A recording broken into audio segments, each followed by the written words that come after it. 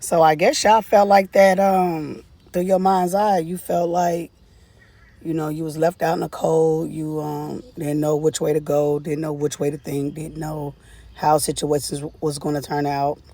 You wasn't sure how things were going to manifest in your life, how they was going to propel in your life, how they was going to move in your life.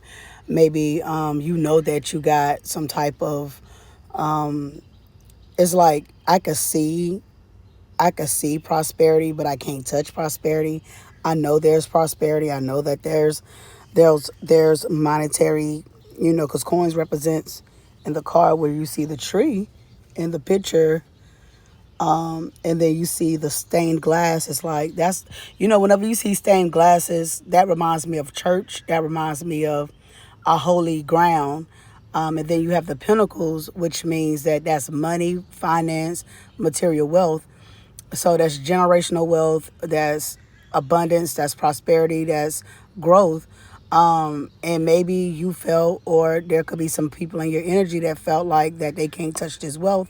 It is protected by the divine. When you go to churches, you see the what is it, the stained glasses. You know what I'm saying? That's the only time I see stained glasses is in church settings or in, some type of, I guess I don't want to say theatrical, not more so theatrical, but a more of a religious setting. Churches, synagogues, whatever the case may be. But so I'm feeling like that somebody may feel left out in the cold. You may feel left out in the cold about this particular generational wealth, this money, this finance, this prosperity. I feel like in the current energy, though, you could be pulling the star of the Aquarius. So there could be a Taurus, Capricorn, Virgo, air sign energy as well, that may have possibly tried to stop you from getting this. And now, something about the wintertime, they're going to be casted out or locked out from not even touching what's meant for you to have. I feel like that's not even y'all energy. I feel like those are two other energies here. People are going to get effed up and go homeless and broke and poor, trying to think that they can undiscover or unmask something that's meant for you to have. I feel like that you are the star. Like, this is like bringing in finances from the divine. Like, this is pulling in from that abundance realm, from that spiritual realm, from that